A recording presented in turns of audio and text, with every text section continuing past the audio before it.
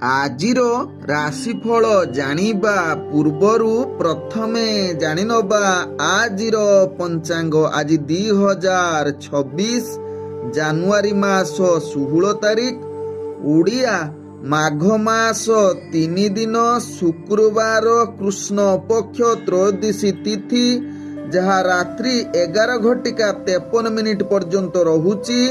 ତାପରେ ଚତୁର୍ଦ୍ଦଶୀ ତିଥି ଆରମ୍ଭ ହେଉଛି। ଆଜି ଜ୍ୟେଷ୍ଠା ନକ୍ଷତ୍ର, ଯାହା ଦିବା 7:47 ପର୍ଯ୍ୟନ୍ତ ରହୁଛି। ତାପରେ ଯାହାକି ମୂଳା ନକ୍ଷତ୍ର ଆରମ୍ଭ ହେଉଛି। ଆଜି ବିଛା ରାଶିରେ ଚନ୍ଦ୍ର ଅବସ୍ଥାପନ କରି ରହୁଛନ୍ତି, ଯାହା ଦିବା 7:47 ପର୍ଯ୍ୟନ୍ତ। ତାପରେ ଚନ୍ଦ୍ର ଧନୁ ରାଶିରେ ଅବସ୍ଥାପନ କରିବେ।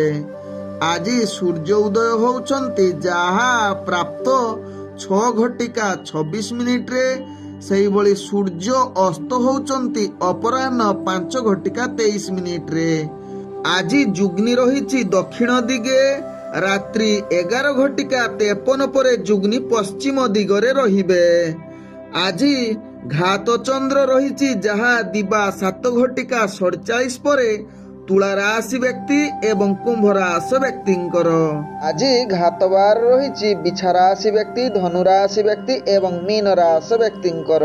ଆଜି ମୂର୍ତ୍ତ ବ୍ୟକ୍ତିର କୌଣସି ପୁଷ୍କର ଦୋଷ ଲାଗୁନାହିଁ। ଆଜି ତ୍ରୟୋଦଶୀରେ ଶ୍ରାଦ୍ଧ।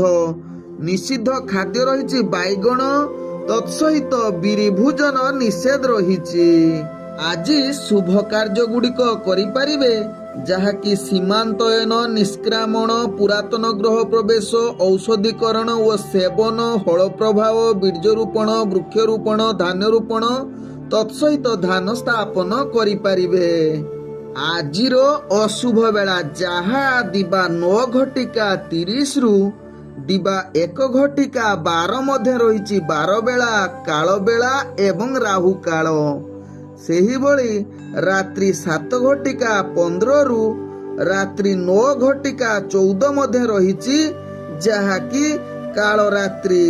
ତେଣୁ ଏହି ଅଶୁଭ ସମୟରେ କୌଣସି ଶୁଭ କାର୍ଯ୍ୟ କରନ୍ତୁ ନାହିଁ। ଆଜିର ଶୁଭ ବେଳା, ଯାହା ପ୍ରାପ୍ତରୁ ଦିବା 8:01 ମଧ୍ୟ ରହିଛି ଶୁଭ ବେଳା। ସେହିଭଳି ଦିବା 8:50 ଦିବା 9:29 ମଧ୍ୟ ରହିଛି ଶୁଭ ବେଳା।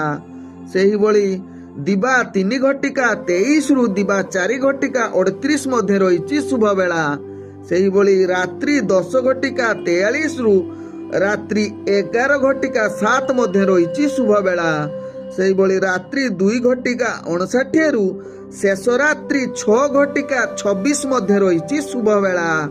ତେବେ ଚାଲନ୍ତୁ ଜାଣିବା ଆଜିର ରାଶିଫଳ, ଯାହା ଚନ୍ଦ୍ରଗୋଚର ଗଣନା ଦ୍ୱାରା ଜାଣିବା। ମେଷ ଠାରୁ ମୀନ ରାଶି ପର୍ଯ୍ୟନ୍ତ।